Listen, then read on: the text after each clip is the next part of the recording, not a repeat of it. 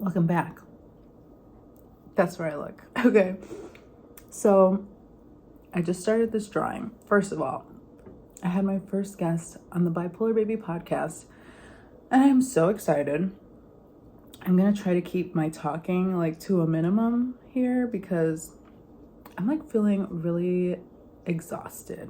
And I was just thinking about it, and I was like, how do people stay up to date and stuff with their YouTube, their Instagram, maybe business Instagram, their art, and threads and stuff?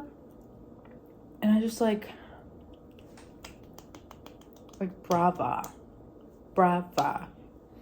I hope you're all taking care of yourself. I'm definitely doing my best. And I applied for a job today. I put together this whole thing. But back to the podcast, I had a guest who's a full-time artist who I really admire, who's also a Latina. And it was just such a great talk. And being able to, when I made this podcast, I knew I was wanting to help people through their journey by making them not feel alone. But little did I realize I would start having these conversations with people, and they would want to reach out to me expressing their own journey with bipolar. And I don't know if that's weird of me not to think, but literally people have come to me wanting to tell their stories, not only to me, but to my audience that I have with this Bipolar Baby podcast. And yeah, it feels really good. And the purpose of this video is I'm really trying to make my art more seen, because I had this little seed planted in me.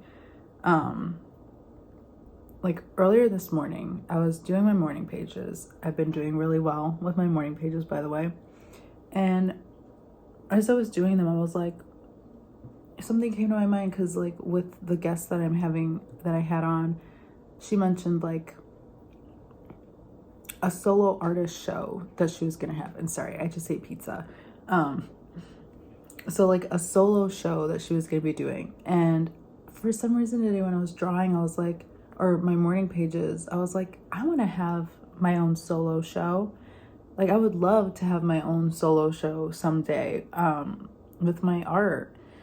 And it's funny because normally in the past, I keep it really small. I'll add some of my art here. I keep it very detailed, really fine detailed. I love working small. But recently, I've wanted to just make big art, I'm working on this piece right now.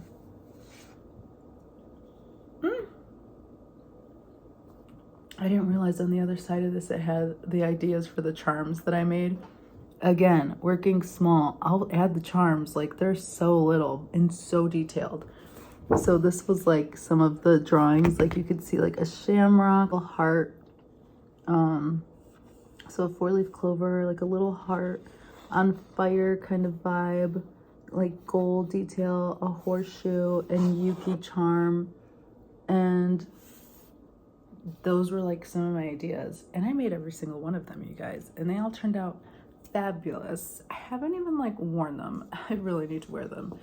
And so I do this thing, right? So I busted out my big paper, and I just drew and I drew. And another thing that I've been wanting to do is really come up with a character that is my thing. My guest has a character that's her little guy, right? A lot of street artists or just artists in general have their specific character, which has it be oh, that's their art, right? It connects it with other people. And I think even she said it just makes art easier, because then you're just already basing things off this character. So I'm trying to create as much as I can, and in a fun way that still makes me happy, by drawing almost every day as much as I can. Something that I've done for years, and I mean years and years, is I call it intuitive drawing, where I'll put the pencil to the paper and I'll just do this and let it flow. sometimes I'll like kind of do a little premeditative moment and like say how I feel, and then like in my mind, and just release that onto the paper as if like expressing that emotion, almost like a little therapy session. But yeah, so that's what I do. I just love to make lines, and then within the lines I find things, and from there I just draw and use colored pencils, Copic markers, anything. So yeah, Copic markers and colored pencils, like I'm saying, right? And sometimes even like on my iPad on Procreate. So this is one that I just did. I've been working on the other day. And this was, I was watching a Studio Ghibli movie. Which one was I watching? Whisper of the Heart. And I got inspired by some of the colors in there. So yeah, kind of different than what I would normally do. But again, with that whole like, so this time I intentionally made like a heart for the face, because I was like, maybe I'll make heart faces for my characters. And then from there, I like drew her hair and then this crown. But then I started doing the doodle over here. So it was like, like that. So then from there, it was like hourglass, then like this little lady looking like an, what's it called? Like a swim cap. And then it's like this little character that almost reminds me of like a little rabbit, like, or a rabbit deer, or like a jackalope, with this fire and then some trees. And then she's got like this collar on, and then it reminded me, like in the movie the girl had like a collar on, so I was like, why not, right? So it's funny because this is the first time that I'm adding colored pencil with Copic markers, I think. So I'll show you the process of what I'm doing, and just stop talking now. But yeah, I'll show you how far I've gotten. We'll do this for like maybe 30 minutes. We'll see. How does it look through the thing? You sure? Yeah. All right, guys. So as you can see, I am going ahead and I am shading in with my just honestly Crayola colored pencils that I've had for like years. And I'm just kind of adding in some shading there. And so I do this for quite a while, just practicing with different colors. I also have, I think it's called like prang or prong. I mean, I'm from the Midwest in the Chicago area, so I tend to say my A's really long. So like mom, like, so I'm like prang, like I don't know. But anyways, it's like a mix between those two colored pencils, and I'll kind of just like speed up this process just so you can see a little bit more of the process. And yeah, so here we go.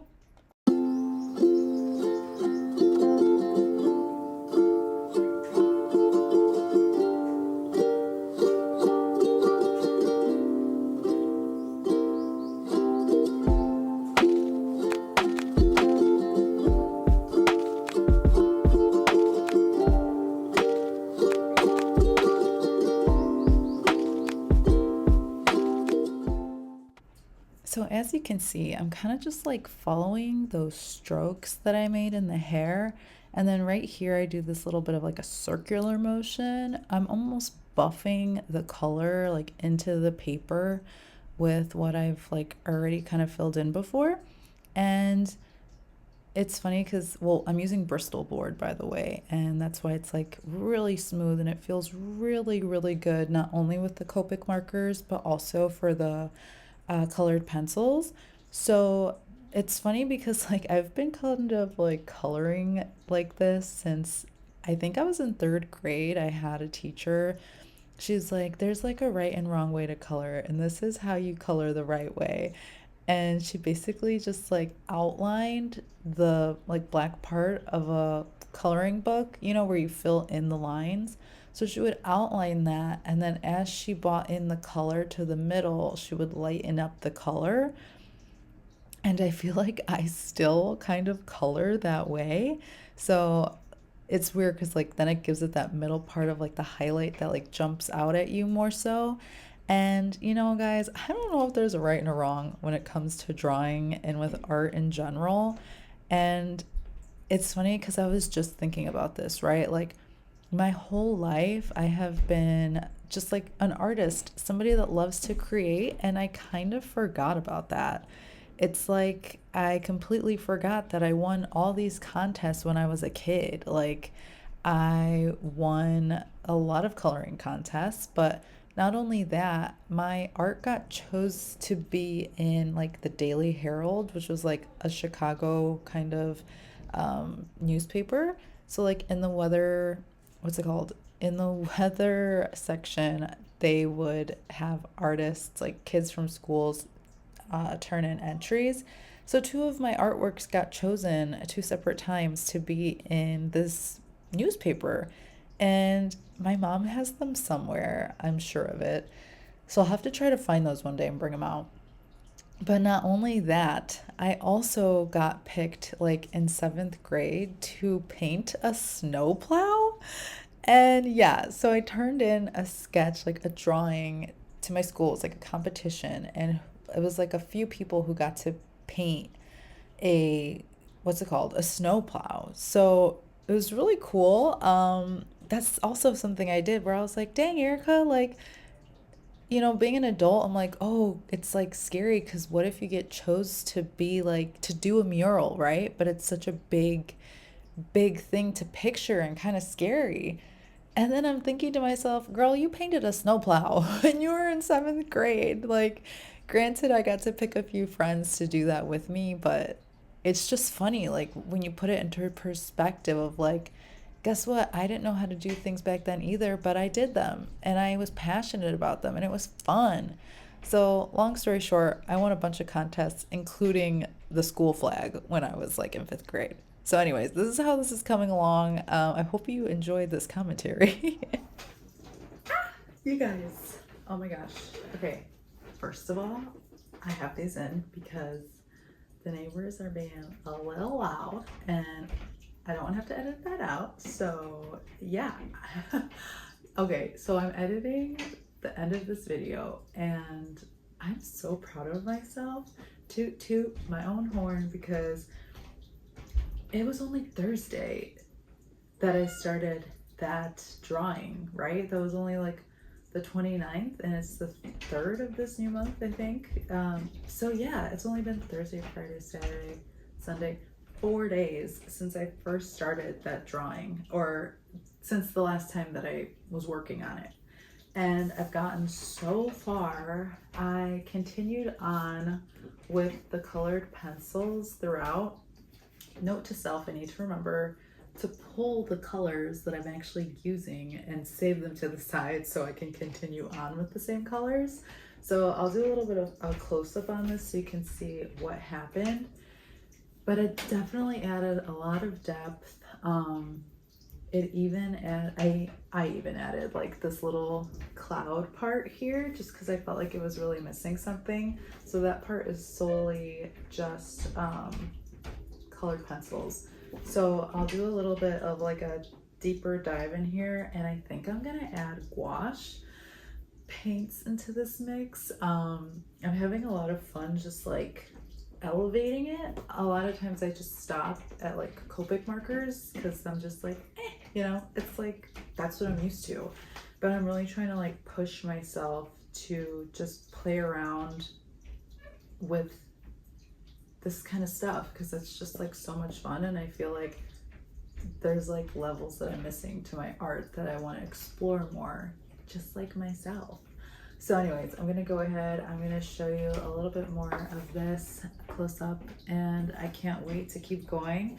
The next video will probably be me showing you the gouache process with this. I mean, hopefully it works. I don't know. I might have to test it out like on another sheet and see if it actually works. I've been inspired by this other piece that I'm working on that happened out of nowhere, honestly, and it's been so much fun, and maybe I'll share that in the next video so you can see the inspo that I'm about to take with this drawing from the digital drawing I'm working on. So Anyways, yeah, I'll show you now.